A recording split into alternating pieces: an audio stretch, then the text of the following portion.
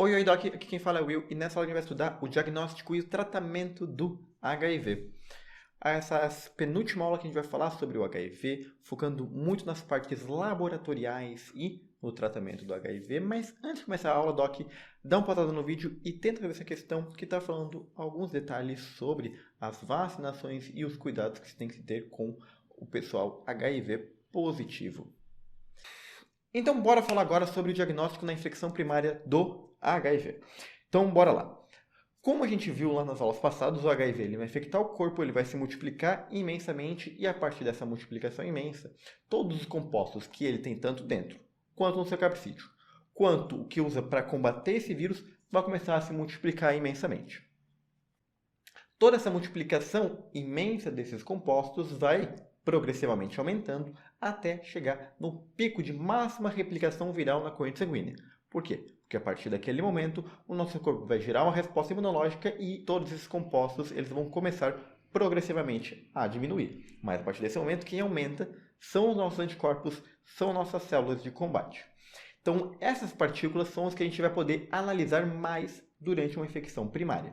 Se a gente utilizar todas essas três partículas que eu falei, que seria o material genético do vírus, os compostos que ele tem dentro do seu capsídeo e essa resposta imunológica gerada, se eu analisar esses compostos, eu vou conseguir identificar que eu tenho justamente um combate a esse vírus e, obviamente, isso vai indicar que aquele vírus está no corpo humano. Então, esses são os três compostos que a gente vai poder analisar durante o processo de infecção primária. No entanto, esses três compostos eles não aumentam de forma proporcional. Eu não vou aumentar o tanto de RNA como eu aumento de anticorpo e vice-versa. Por quê? Porque cada um tem um motivo para estar na corrente sanguínea. Vamos lá, vamos pensar logicamente. Por que eu aumento o HIV-RNA na corrente sanguínea?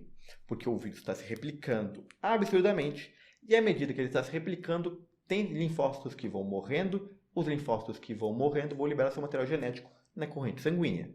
Então, por isso que um dos primeiros e um dos que mais aumenta inicialmente é o HIV-RNA. Ao mesmo tempo que aumenta o HIV-RNA, aumenta o P24. Por que aumenta o P24?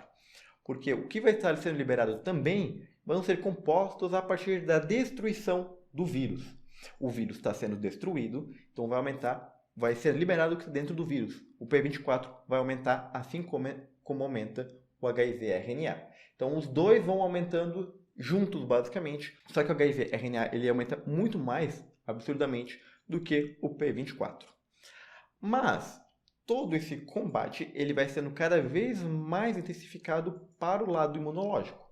O lado imunológico que sofre muito no início, ele vai começar a se especializar e a partir da especialização tem um processo que a gente chamou na aula passada de soroconversão. A soroconversão foi quando o nosso sistema imunológico ele parou de apanhar e ele começou a reagir.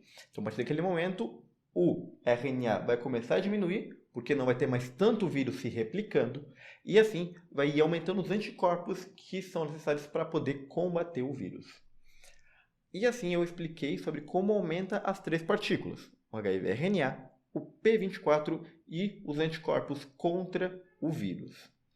Mas o que a gente precisa também aprender é sobre a janela imunológica. O que é uma janela imunológica? Vou dar uma analogia bem simples que fica bem fácil de entender o que é a janela imunológica. Eu vou pegar aqui um aquário, esse aquário vai ter metros e metros cúbicos de água e vou pegar um corante vermelho. Se eu pingar somente uma gota de corante vermelho nessa água, a água vai diluir todo o corante vermelho, mas ela não vai mudar de cor nenhuma. Porque uma simples gota não tem capacidade de mudar milhões, milhares de litros de água que tem aqui. Agora, se eu pegar e girar vários litros de corante vermelho, de pouquinho em pouquinho a água vai ficando com uma coloração bem fraquinha, fica um rosinha, fica um vermelho sangue, fica um vermelho bem escuro e vai ficando cada vez mais vermelho. Quanto mais corante eu vou jogando, mais vermelho vai ficando a água. Ou seja, quanto mais compostos eu jogar ali, quanto mais eu concentrar aquela água, mais fácil vai ser eu ver que tem corante ali. É exatamente a mesma coisa para a janela imunológica. A janela imunológica significa o quanto que eu preciso de partículas ali, seja qualquer partícula, o quanto que eu vou precisar delas para que meu exame laboratorial consiga ver aquela partícula. Então, por que o HIV-RNA ele vai positivar antes do anticorpo? Porque eu vou liberar muito mais o RNA do HIV do que eu vou produzir anticorpo no início da infecção. No início da infecção, eu não tenho produção de anticorpo. No início da infecção, eu só tenho HIV destruindo linfócito. Então, é por isso que a janela imunológica, para quando eu olhar o HIV-RNA, ela é muito menor do que quando for para olhar os anticorpos contra o envelope do HIV. Então, beleza, a gente conseguiu compreender o que é a janela imunológica, quais são os principais compostos que a gente vai procurar para identificar a partícula de HIV no nosso corpo. Bora ver agora quais são os principais testes que a gente pode realizar. A gente inicialmente tem os testes de primeira e segunda gerações, que são os testes mais antigos para poder provar o HIV no nosso corpo. Esses testes são basicamente ELISA. O que é o ELISA? É basicamente um teste que a gente vai botar uma placa e essa placa ela vai grudar partículas virais nessa solução que tem ali. Então eu boto ali o sangue tem partículas virais, as partículas virais vão grudar na placa, porque eu vou ter ligantes nessa placa. Então começou a conglomerar muitas partículas virais ali, essas partículas virais é colocado junto com o corante, quanto mais partícula viral tirar, mais corado vai ficar, e assim eu consigo positivar essa placa. Os testes de primeira geração, eles utilizavam somente o antígeno contra o anticorpo do HIV. Ou seja, demorava muito, mas muito, para poder positivar. Porque para poder realmente começar a produzir IgG de forma bem intensa, demora bastante. Tanto que os testes de primeira geração, eles levam cerca de 60 dias para poder positivar. Ou seja, eles têm uma janela imunológica de 60 dias. O corpo está infectado, o HIV está se multiplicando, mas a gente não consegue identificar por esse teste que tem HIV. O teste de segunda geração, além de utilizar anticorpo IgG, ele utilizava outras proteínas virais para poder identificar o HIV, mas isso também não simplificou muito. Os testes começaram a ter uma janela imunológica de 30 dias para mais. Então ainda demorava bastante. Tanto os testes de primeira e segunda geração não são mais utilizados hoje em dia. Hoje em dia a gente tem testes que são muito mais precisos e que positivam muito mais rápido. Por quê? Porque os testes de terceira geração, eles utilizam o esquema de ELISA, mas agora não o esquema indireto, mas sim um esquema em sanduíche. O que é esquema em sanduíche? Eu vou liberar ali um composto que ele vai conglomerar muito mais partículas, então ele consegue concentrar muito mais partículas, e esse composto depois vai se ligar na placa. Então eu tenho um esquema sanduíche de placa, esse composto que conglomera muita partícula e as partículas sobre ele. Então forma um esquema sanduíche de ELISA. Isso permite com que eu consiga identificar muito mais facilmente as partículas virais ali compostas. E além disso, os testes de terceira geração, eles utilizavam também anticorpo do tipo IgM. O anticorpo do tipo IgM ele é produzido muito antes do switch de classe para anticorpo do tipo IgG. Então esse tipo de teste ele leva um pouquinho menos do que um mês para poder positivar. Beleza. Primeira geração, 60 dias. Segunda geração, um pouquinho mais de 30 dias. Terceira geração, um pouquinho menos de 30 dias. Agora a gente vai para a quarta geração de teste. A quarta geração de teste ela vai participar do mesmo princípio do ELISA, mas o que vai mudar aqui é que agora eu vou estar identificando partículas virais. Eu vou estar identificando anti-RNA HIV e anti-P24. Então, os testes de quarta geração pararam de olhar para o anticorpo, que demora muito para ser produzido, e agora começaram a analisar o próprio vírus. Então, os testes de quarta geração, eles requerem muito menos tempo para positivar, já que esses compostos sobem de forma muito mais rápida em concentração, porque o HIV ele vai estar se multiplicando e ao mesmo tempo ele vai estar morrendo e sendo jogado na corrente sanguínea. Então, o HIV-RNA, o P24 acabam aumentando a concentração muito mais rápido do que os anticorpos. Mais ou menos leva em torno de 8 a 15 dias para positivar um teste de quarta geração. Todos os testes que eu falei até agora são testes do tipo ELISA, que a gente tem que botar uma placa com vários círculozinhos que a gente vai testando a concentração diferente e ali a gente vai ver quando muda de cor para positivar o teste. O que a gente pode fazer para simplificar? A gente pode fazer uma imunocromatografia. A imunocromatografia ela é extremamente mais rápida. A gente simplesmente pinga ali o sangue, vão passar diversas partículas por ali que vão captar as partículas virais e essas partículas já podem ser positivadas lá na parte da plaquinha onde tem o agregador do imunocromatógrafo. Então ali onde vai estar conglomerado essas partículas virais. Se tiver muita partícula viral, ele vai pintar de cor, pintando de cor, vai positivar o meu teste. O ELISA demora muito tempo para poder positivar, leva em torno de horas para positivar. Um teste rápido leva em torno de minutos para poder ser positivado. Então, o teste rápido ele vai seguir exatamente o mesmo princípio do ELISA. Então, os testes rápidos de primeira e segunda geração pegam somente IgG, os testes rápidos de terceira geração pegam IgM e diversos outros compostos, os testes rápidos de quarta geração vão pegar os compostos do HIV, tanto o RNA quanto o P24. Então, aqui a gente está vendo um exemplo, ó. Então, a gente tem aqui uma placa de imunocromatógrafo e aqui a gente está vendo quando tem o partícula do HIV na corrente sanguínea. A gente pinga o sangue ele vai correr junto com as partículas virais. Quando chegar na parte da marcação, ela vai pintar tanto a parte de teste, que significa que tem partículas virais, quanto a parte de controle, que significa que o teste funciona. Se o controle e a partícula viral ficar pintada, o T ali, significa que o teste está positivo, esse sangue está contaminado com partículas virais.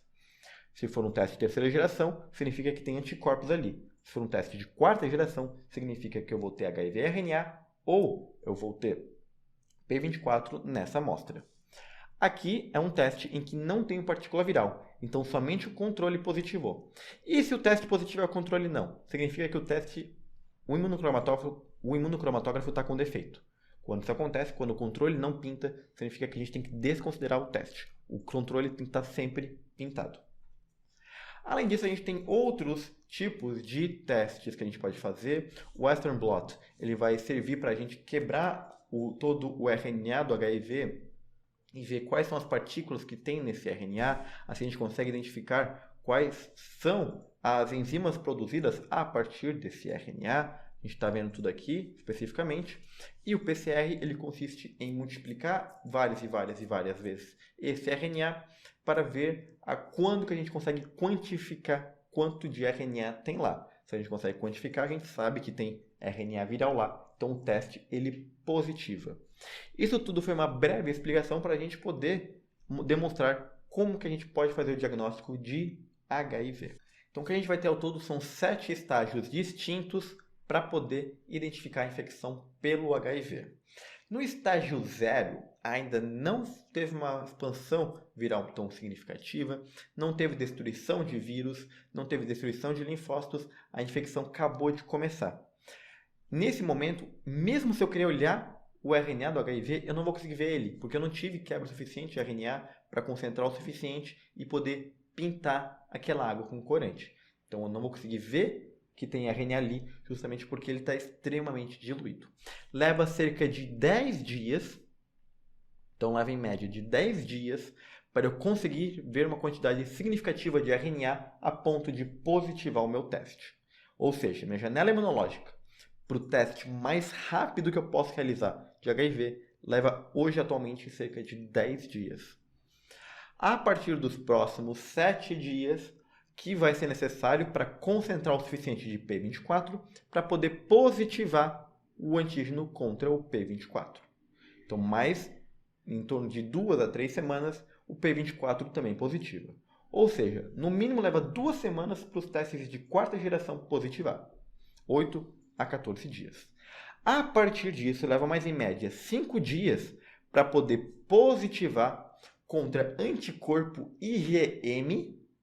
Então, aqui ó, os testes de terceira geração. Então, vai poder positivar contra IgM. E a partir de 1 mês, para poder ter uma replicação tão intensa, para poder identificar quais são os genes desse vírus por Western blot, que eu vou quebrar diversas partículas ali, proteicas, e ver quais são as concentrações dela, e a partir disso poder identificar quais são os genes compostos nesse vírus, para poder identificar ele. Então leva mais ou menos 1 mês para poder positivar o HIV por Western blot.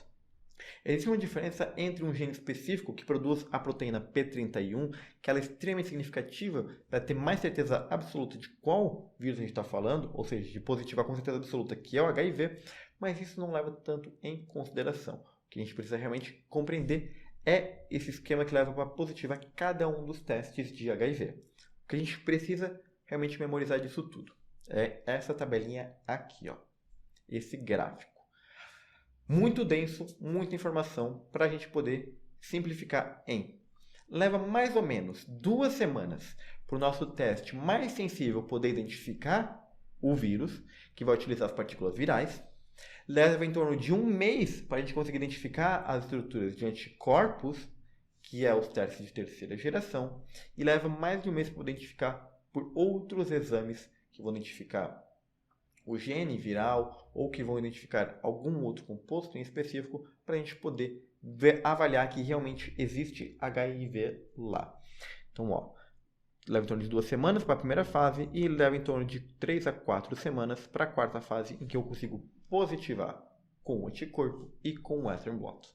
Mas beleza, fiz os testes, fiz o teste rápido, positivou, fiz o teste Western blot, positivou, fiz o ELISA de terceira geração, positivou. O que eu faço agora?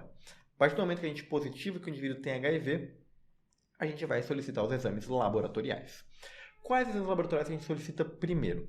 A gente vai solicitar exames que avaliem o estado da saúde do paciente durante a positivação do HIV, quando a gente comprovou que ele tem HIV, e o segundo que a gente vai rastrear outras doenças que podem estar vindo junto com o HIV. O que a gente vai avaliar no estado de saúde do paciente? Como está toda essa infecção pelo HIV, então a gente vai avaliar como é que está o estado imunológico dele, analisando o CD4, e o quanto esse vírus está se proliferando, o quanto ele já se proliferou, através da carga viral. Para avaliar o estado de saúde do paciente propriamente dito, a gente vai pedir um hemograma, um lipidograma, uma glicemia em jejum, bioquímica hepática e renal. Isso é só para avaliar o estado de saúde e ver se não tem nenhum dano no corpo desse paciente. Além disso, a gente vai rastrear outras doenças que são comuns de serem infectadas concomitantemente com o HIV, como, por exemplo, o sífilis, as hepatites virais, que são outras doenças sexualmente transmissíveis. A gente vai rastrear a toxoplasmose porque ela é uma doença que ela não afeta imunocompetentes, mas ela fica de forma latente no nosso corpo. A partir do momento que a gente fica imunocomprometido, ela pode voltar à fase ativa e acabar afetando o indivíduo, principalmente na fase de neurotoxoplasmose. E a mesma coisa se aplica à tuberculose. A tuberculose a gente pode pegar, não manifestar nada e ela fica latente. Quando a gente fica imunocomprometido, a tuberculose volta e se dissemina para o corpo inteiro. Por isso a gente vai pedir tanto o PPD, para avaliar se a gente já teve contato com partículas da micobactéria da tuberculose, e a gente vai pedir um raio-x para avaliar se houve comprometimento, se a gente já teve algum dano pulmonar por conta da tuberculose, o que realmente dá para comprovar que a gente já teve contato com a micobactéria. E por fim, a gente pode pedir também algumas sorologias específicas de regiões endêmicas, em que tem a infecção por HTLV ou que tem doença de Chagas, para avaliar se o indivíduo também foi contaminado com esses parasitas. Mas beleza, a gente comprovou que esse indivíduo tem HIV, avaliamos como está a saúde dele, se ele tem alguma outra infecção ou não. Como que a gente vai acompanhar esse paciente, já que ele está com uma infecção que infelizmente não tem cura e vai seguir ele a vida inteira. A gente vai ter que reavaliar todos os exames periodicamente. Qual vai ser a periodicidade desses exames? A contagem de linfócito TCD4 a gente vai reavaliar semestralmente. Mas a gente não vai avaliar semestralmente pelo resto da vida. Por quê?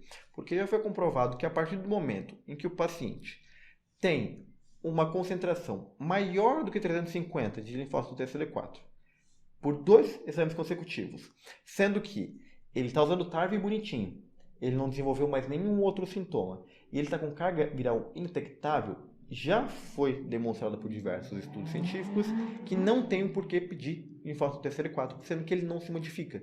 Ele não tem mais modificação se o paciente seguir esses 3 passos bonitinhos. Não tem sintomas, usa TARV corretamente e tem carga viral indetectável por mais de 1 ano, já que ele pede em 2 exames consecutivos. A gente vai reavaliar a carga viral de 6 em 6 meses, não importa se está indetectável, a gente vai continuar reavaliando de 6 em 6 meses. E a gente vai pedir em 2 meses se a gente estiver iniciando a TARV agora ou se a gente mudar de TARV. Por quê? Porque a gente precisa identificar se esse vírus tem resistência a esses medicamentos. Então a gente vai dar o medicamento e esperar 2 meses para reavaliar a carga viral. Se a carga viral não baixou ou não mudou, significa que o vírus tem resistência, a gente vai precisar modificar esse tratamento.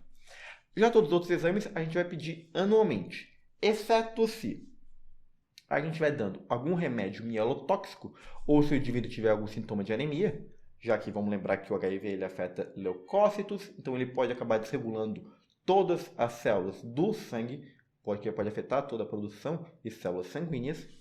A gente vai pedir lipidograma mais frequentemente se ele vier alterado, já que a gente também tem uma grande chance de aumento de síndrome metabólica em pacientes HIV positivos. A gente vai pedir glicemia de jejum mais frequentemente e a gente pode até pedir o TOTG se essa glicemia de jejum vier alterada em algum momento. A gente vai pedir os exames de bioquímica hepática com maior frequência se o paciente tiver alguma hepatopatia, então ele tem uma cirrose por alcoolismo ou tem alguma cirrose ou dano hepático pela hepatite B, hepatite C. E a gente também vai pedir mais frequentemente bioquímica hepática se a gente der algum remédio que é hepatotóxico. O mesmo vai se aplicar para a bioquímica renal, a gente vai avaliar mais frequentemente se a gente dá algum remédio nefrotóxico ou se o paciente tiver algum fator de risco, ou até mesmo a gente avalia mais frequentemente quando o paciente já tem um dano renal, que a gente avalia por uma TGF menor do que 60 ml por minuto. E além de repetir todos os exames que a gente já fez lá na investigação inicial, a gente precisa fazer algumas investigações a mais para acompanhar esse paciente. Um deles é o score de Framingham, que vai avaliar o risco cardiovascular desse paciente. O risco que ele tem de sofrer algum evento tromboembólico ou algum evento cardíaco nos próximos anos de vida dele. Se o paciente tiver um baixo, moderado ou alto risco, a gente vai acompanhar de forma diferente. Se o paciente tiver um baixo risco cardiovascular e não estiver utilizando inibidor de protease, que a gente vai ver lá posteriormente, ele só precisa reavaliar o risco cardiovascular de 2 em 2 anos. Se ele tiver um risco moderado, a gente vai avaliar em 6 a 12 meses. E se ele tiver um alto risco cardiovascular, a gente vai ficar reavaliando mensalmente ou trimestralmente. Mensalmente mais no início e trimestralmente mais de acompanhamento. E por fim, o que a gente vai precisar reavaliar também é a função neurocognitiva desse paciente, já que uma dos cursos também do HIV é demência subcortical. Então, os pacientes HIV positivos de longa data têm riscos maiores de desenvolver demência subcortical e por isso a gente vai precisar fazer alguns testes periodicamente, a cada 6 ou a cada 12 meses. Como é que a gente vai avaliar esse exame de função neurocognitiva? A gente vai avaliar 3 pilares inicialmente: a memória, a atividade psicomotora e a atenção. Se algum desses 3 pilares estiver comprometido, a gente vai aplicar o questionário IADL, que basicamente é um questionário que vai avaliar a qualidade de vida desse paciente em função neurocognitiva. Se esse questionário vier positivo, ou seja, se ele vier alterado, a gente vai ter que fazer uma avaliação ainda mais precisa, ainda mais pormenorizada, para realmente avaliar se esse paciente não tem um tipo de demência associado ao HIV. E vale destacar que a demência associada ao HIV, ele raramente modifica o minimento. O minimento, que é o que a gente mais utiliza na prática médica para avaliar a função neurocognitiva, ele é muito útil para o Alzheimer, que é um tipo de demência cortical. A demência pelo HIV, ela afeta principalmente as estruturas subcorticais. Então, ela afeta muito mais a atividade de memória, atenção e atividade psicomotora de uma forma diferenciada que o Alzheimer faz. Então, o minimento ele não é adequado para a gente avaliar a demência por HIV. Além de todos os exames já citados anteriormente, a gente vai ter que avaliar anualmente o PPD desse paciente, se ele nunca veio positivo, para avaliar se algum dia ele vai ter contato com a micobactéria da tuberculose. E a gente vai fazer isso como? A gente vai repetir o PPD anualmente. Se em algum momento ele vier maior que 5 milímetros, a gente vai ter que ver se já não tem doença de tuberculose ativa. Se não tiver ativa, a gente vai tratar para ILTB, que tem um tratamento específico, um pouquinho diferente para a doença ativa, mas a gente já vai precisar tratar. Um PPD acima de 5 milímetros, a gente trata o paciente para tuberculose. Para a sífilis, a gente vai acompanhar semestralmente, e para anti-HCV, a gente vai acompanhar anualmente, e a gente vai aumentar esse acompanhamento se o paciente tiver exposição de risco. E, além disso, a gente pode pedir alguns outros exames também, como a densidade óssea, que a gente pode pedir bienalmente, até de 3 em 3 anos, principalmente para homens acima de 40 anos e para mulheres a partir da menopausa. E além disso, a gente vai pedir também para todos os pacientes que têm risco cardiovascular intermediário. A gente vai pedir a fundoscopia de 6 em 6 meses, porque um dos grandes riscos para o paciente HIV positivo é a retinite causada pelo citomegalovírus, que é um vírus que grande parte da população pega, mas assim como a toxoplasmose e como diversos outros micro-organismos, a micobactéria da tuberculose, por exemplo, ninguém desenvolve sintomas, mas o paciente imunocomprometido pode sim desenvolver sintomas e pode inclusive ficar cego Por isso que a fluoroscopia tem que ser feita semestralmente. E por fim, pacientes que são gestantes, que têm co-infecção com tuberculose e que é infectado por parceiro que já usa TARV, ou mesmo crianças que acabaram sendo contaminadas pelos pais, precisam fazer teste de genotipagem para avaliar se tem algum tipo de resistência medicamentosa. Por quê? Porque são todos casos de excepcionalidade em que existe um risco extremamente maior da pessoa desenvolver resistência aos medicamentos. Por conta disso, a gente vai fazer a genotipagem para avaliar quais são as possíveis resistências que esse indivíduo já possui. E por fim, a gente também vai ter que fazer alguns rastreios de neoplasias que não estão relacionadas ao HIV, mas estão relacionadas à imunodepressão. Porque os pacientes HIV positivos têm probabilidades maiores de desenvolver esses cânceres quando comparado à população em geral. Quais são esses cânceres? São principalmente câncer de mama, câncer de colo uterino, câncer anal e câncer de fígado. Ao câncer de mama, a gente vai ter que fazer uma avaliação bianual, então uma vez cada 2 anos, através da mamografia. Principalmente as mulheres entre 50 e 69 anos, que é o período que é indicado de fazer rastreio, de acordo com o Ministério da Saúde. Já para os cânceres de colo uterino, a gente vai fazer o rastreio 2 vezes em um ano e 2 vezes normais a gente vai repetir anualmente. Essa avaliação é feita através do Papa Nicolau, o preventivo, e ele serve para as mulheres que estão sexualmente ativas. Além disso, a gente tem que fazer o rastreio também para cânceres anais, principalmente para indivíduos que fazem sexo anal receptivo e para pacientes que já têm histórico de HPV, principalmente se eles tiverem algum exame histológico de vulva ou cervical anormal. E como é que é feito esse teste? Ele é feito através do toque retal e também existe um Papa Nicolau específico para o ânus, justamente que se chama de Papa Nicolau anal. Já o fígado ele é feito semestralmente para a gente rastrear principalmente câncer de fígado em pacientes com cirrose ou pacientes que já contraíram o vírus da hepatite B, que é feito através do pedido laboratorial da alfa-fetoproteína sérica e de um ultrassom hepático. E por fim, a gente também tem que ficar atento a outros tipos de cânceres que a gente não tem rastreio em específico, mas que possuem maior incidência em indivíduos HIV positivo, que são principalmente câncer de pulmão, câncer de próstata, câncer coloretal e doenças de Hodgkin. Beleza, terminamos o diagnóstico e todos os laboratoriais que a gente tem que pedir para o paciente. Vamos ver o que a gente pode fazer para esse paciente, que é ver as imunizações e o tratamento. De imunização é o seguinte: o paciente HIV positivo, ele tem uma doença que é caracterizada por infecção oportunista. Então a vacinação é mais importante do que para qualquer outra população que existe. O paciente HIV positivo tem que se proteger contra doenças oportunistas mais do que ninguém. Então a vacinação ela é extremamente recomendada para todo paciente HIV positivo. Não importa o tipo de vacina, desde que esse paciente esteja imunologicamente bem. Por quê? Porque se ele tiver com o LT CD4 maior que 350, ele pode gerar uma resposta imunológica contra a vacina, mesmo que ela seja de vírus atenuado. Se ele tiver com o imunocomprometimento, daí não. Pode ser que a vacina de vírus atenuado ou de bactéria atenuada acabe propiciando uma infecção nele e assim ele tem efeitos severos da vacina. Então, pacientes que estão imunologicamente bem, mesmo que eles sejam HIV positivos, eles podem se vacinar com todos os tipos de vacina.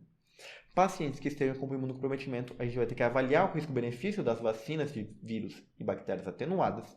E pacientes com menos de 200 células por milímetro cúbico de sangue não podem se vacinar para vírus e bactérias atenuadas, somente para vírus e bactérias inativadas. E vamos lembrar também que quando a gente infecta e gera um processo inflamatório no corpo, a gente faz um processo chamado de transativação heteróloga do HIV. Qualquer inflamação, não importa qual seja, quando ocorre no nosso corpo, aumenta a liberação de HIV, aumenta a proliferação do HIV. Então, se a gente vacinar o paciente e em seguida pedir um CD4, esse CD4 vai vir anormal. Ele não vai vir normal. Se a gente fizer a vacina e pedir uma carga viral, essa carga viral vai vir anormal. Por quê? Porque a gente fez uma transativação heteróloga.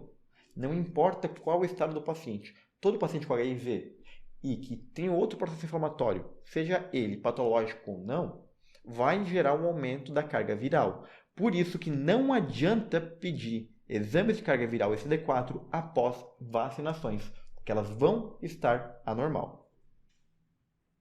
Essa aqui é uma tabela com todas as vacinas que o paciente HIV positivo tem que realizar. Ela tem um esquema de doses e intervalos bem específico, inclusive algumas vacinas são mais específicas para um grupo populacional específico, Como, por exemplo, a vacina da hepatite A, ela é específica para pacientes que são sensíveis ao vírus da hepatite A, ou seja, eles nunca pegaram hepatite A, mesma coisa se aplica ao vírus da hepatite B, e algumas delas têm essa avaliação mais cuidadosa por serem vacinas atenuadas. O paciente tem que ser avaliado com CD4 antes de vacinar, para avaliar se ele pode tomar a vacina ou não. Exceto se ele já tem há mais de um ano, que está com carga viral detectável, assintomático e uso de TARV. Porque a gente já viu que esses pacientes, eles não precisam ser pedidos CD4, porque eles já têm um bom CD4, independente de exame ou não. E por fim, agora bora falar da TARV, a terapia antirretroviral. A terapia antirretroviral, ela tem diversos de compostos diferentes para a gente poder propiciar para esses pacientes. Vamos começar explicando de um em um. A terapia antirretroviral, ela deve ser dada para todos os pacientes no diagnóstico. Para todos. A gente não precisa esperar nenhum resultado de exame. Positivo ou para HIV, a gente pode iniciar a TARV. A TARV ela vai ser iniciada principalmente com prioridade para os pacientes que vivem já com outras pessoas com HIV, para gestantes, para quem tem comprometimento imunológico e para quem tem co-infecção com outro vírus de hepatite ou até mesmo um alto risco cardiovascular. Esses pacientes têm prioridades. Mas não é por eles possuírem prioridade que os outros não têm que também começar a tomar os remédios lá no início. Eles só têm prioridade por lá esquema de se tiver algum problema de logística ou de falta de remédio. Mas de resto, todo mundo tem que ser vacinado já quando diagnostica. Como tudo na medicina, existe exceção. Qual que é a exceção? Tuberculose. Pacientes com tuberculose não devem iniciar remédio para tuberculose e TARV simultaneamente. Por quê? Porque ambos os remédios, tanto da tuberculose, o esquema RIP, quanto os remédios para TARV, eles possuem bastante efeito colateral. E a gente pode se confundir qual que é a terapia que está gerando efeito colateral. Então, o que a gente vai fazer? A gente vai solicitar CD4 e iniciar a terapia para tuberculose. Se o paciente tiver mais do que 50 ou menos do que 50 linfócitos, vai mudar um pouquinho a nossa conduta. Se ele tiver menos do que 50 linfócitos por milímetro cúbico, a gente vai iniciar a TARV 2 semanas depois do início do medicamento de tuberculose.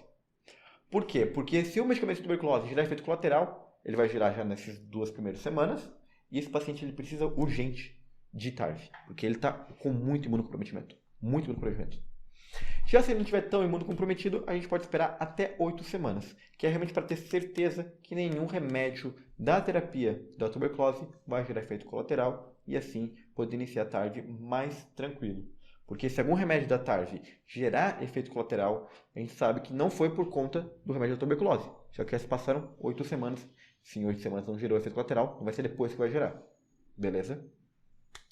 Agora bora ver quais são os remédios da TARV. Bora lá começando um por um. A gente vai falar ao todo de 5 classes de remédios. Eu vou explicar a classe, falar os principais medicamentos e os efeitos colaterais. Para a terapia da TARV, a gente pode utilizar inibidores de transcriptase reversa, que faz muito sentido. Assim, o RNA viral não vira em DNA. Os principais medicamentos de inibidor de transcriptase reversa é a lamivudina. Cada um dos remédios da TARV ele tem uma sigla, tá bom? E essa sigla é o que é geralmente cobrado nas questões. Então, além de decorar os nomes, tem que também decorar as siglas. A lamivudina, que é chamada de 3-TC, ela não tem nenhum efeito colateral muito abrangente, nada que mereça muita atenção. Outro tipo de medicamento extremamente comum para tratar a TARV é o inibidor de transcriptase reversa, mas que, no caso da lamivudina, ela inibe o nucleosídeo. Esse aqui, ó, ele inibe o nucleotídeo.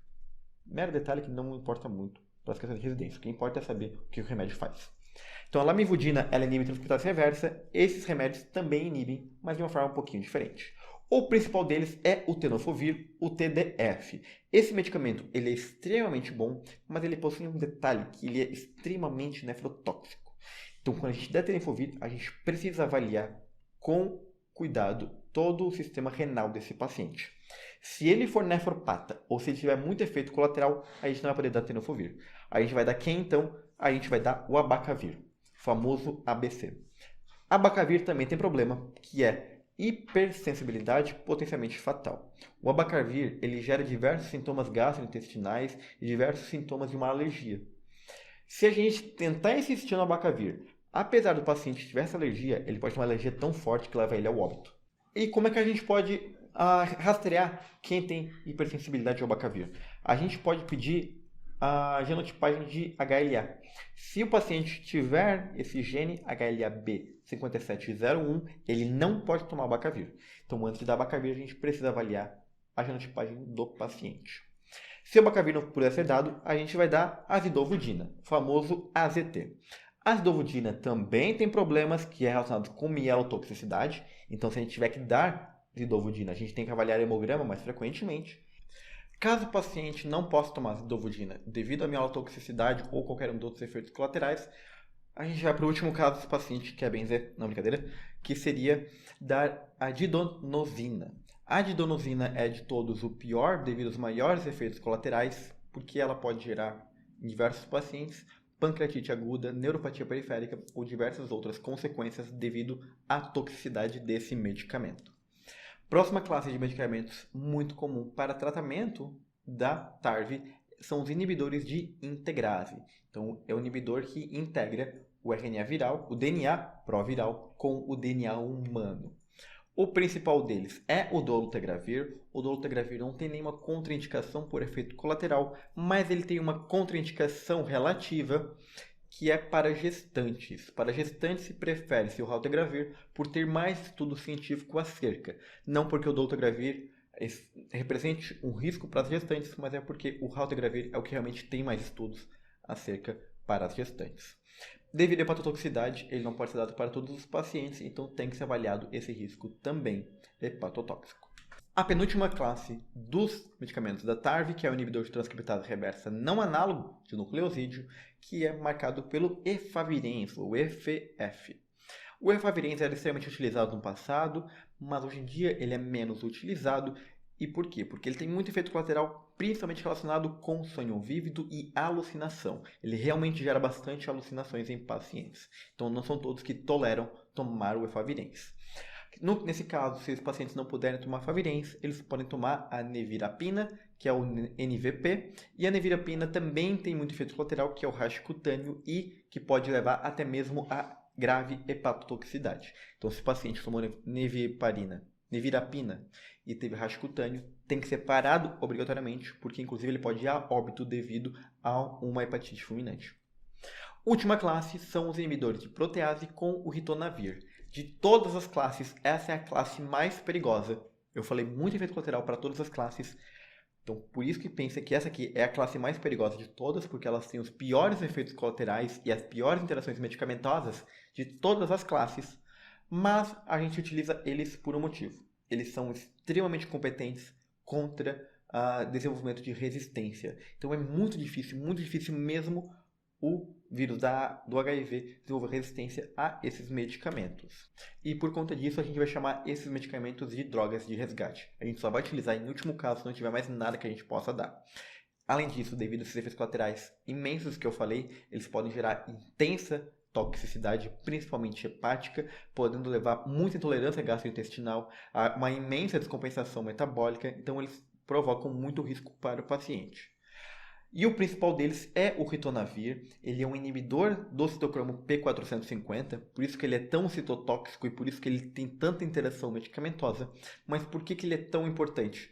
Porque como ele inibe o citocromo P450, ele inibe quem degrada a maior parte dos outros medicamentos, que são os inibidores de protease. E por isso ele aumenta muito os efeitos desses medicamentos. Aumentando o efeito do medicamento, eu posso dar doses menores, que é menos tóxica. Mas isso não elimina o fato deles serem extremamente tóxicos e por isso tem que tomar cuidado com esses medicamentos. O primeiro da classe deles é o atazanavir. O atazanavir com o ritonavir, ele tem uma imensa barreira genética, ele impede muito com que o vírus desenvolva qualquer resistência a eles, mas eles são extremamente tóxicos. Foquem nisso, principalmente nessas partes metabólicas aqui.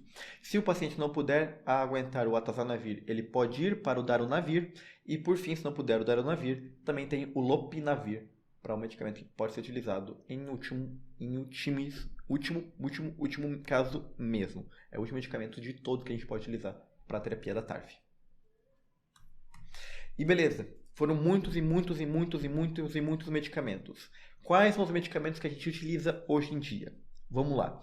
O principal, o tratamento de escolha inicial é lamivudina, tenofovir e dolutegravir. Essa é a tríplice de hoje em dia. Antigamente, no lugar do dolutegravir, tinha o efavirenz, que era o chamado pílula combinada 3 em 1.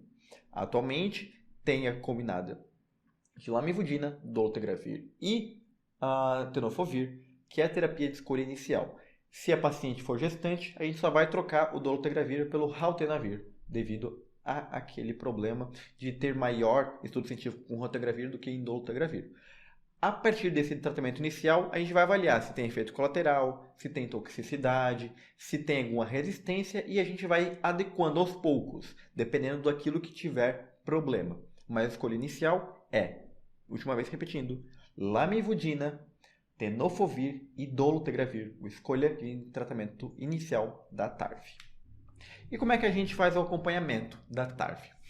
Ao diagnóstico do HIV, a gente já começa a tratar. Lembra que a gente sempre vai começar bem no início, o diagnóstico já trata, e a gente vai reavaliar o paciente em 7 a 15 dias. Por quê? Porque a gente primeiro vai ter que ver se o paciente está realmente tomando e se o paciente tem algum efeito colateral que a gente precisa modificar as posologias ou os medicamentos. Caso o paciente esteja reagindo bem, a gente vai poder acompanhar ele mensalmente e até depois de uns 6 meses, por aí, que a gente vê realmente que o paciente está bem estável, com carga viral detectável, com CD4 estável, com todos os exames completamente normais, a gente pode acompanhar esse paciente semestralmente. E a gente vai avaliar sempre como é que está o estado dele. Lembrando que depois de 1 ano com CD4 normal, com carga indetectável, tomando a TARV bonitinho e assintomático, a gente não precisa mais fazer exame de CD4. Mas vamos lá, o paciente teve algum problema, tanto nas consultas de reavaliação, quanto na consulta mensal, ou mesmo na consulta semestral, ele teve alguma descompensação, ele teve algum outro problema de saúde que levou a problema renal ou a problema hepático, a gente vai ter que alterar a TARV. Se a gente alterar a TARV, a gente vai ter que reavaliar esse paciente novamente em 1 a 2 semanas, novamente quando ele se adaptar, ir para consultas mensais, até poder novamente voltar para as consultas semestrais. E vale destacar, se em qualquer momento ele ficar instável pelo motivo que for, a gente tem que novamente mudar a TARV. Então, repetindo, iniciou a TARV, exames e consulta em 1 semana. Ficou bem por algumas consultas, vira mensal. Ficou bem por algumas consultas, vira semestral. Deu qualquer descompensação, não teve mais adesão boa, desenvolveu resistência, exames estão alterados, ou teve algum problema metabólico, teve algum problema de saúde, a gente vai ter que alterar a TARV, alterando a TARV, voltar lá para as consultas mensais. Agora a gente terminou a aula, bora ver a questão que a gente viu lá no início da aula. Ela está falando de um paciente de 55 anos que retornou ao UBS com o resultado de exames que foram solicitados na consulta anterior. Esse paciente foi diagnosticado para HIV e ele se encontrava sintomático. Todos os leucócitos estavam normais, não tinha perdido peso e não se sentia doente. Então ele estava assintomático. Acerca das orientações que foram encontradas na UBS e da TARV e sobre a disponibilidade do cuidado integral às pessoas que vivem com HIV, qual dessas afirmativas são verdadeiras? Vamos lá. Instituição precoce da TARV reduz o risco de tuberculose, que é a principal causa de mortalidade do HIV? Perfeito! Tuberculose, citomegalovírus e algumas outras infecções oportunistas são as principais causas de mortalidade, mas a principal mesma é a tuberculose. A vacinação contra pneumococo, ou a vacina Pneumo 23, está indicada em esquema de 2 doses com intervalos de 5 anos, independente da idade? Perfeito. Eu não entrei a fundo em cada uma das vacinas, mas se você voltar lá no slide das vacinas, pode ver que essa está perfeitinha. 3. Mesmo em situação de alto risco, tais como em co-infecção por HCV e HBV, em pacientes com sintomas de AIDS, a TARV não deve ser iniciada sem a contagem de CD4? Definitivamente não. Mesmo sem a contagem de CD4, a gente viu que o paciente tem HIV, principalmente se ele tem fator de risco, como co-infecção, como gestação, como CD4 baixo, a gente não espera o resultado do CD4. A gente já inicia a TARV assim no diagnóstico.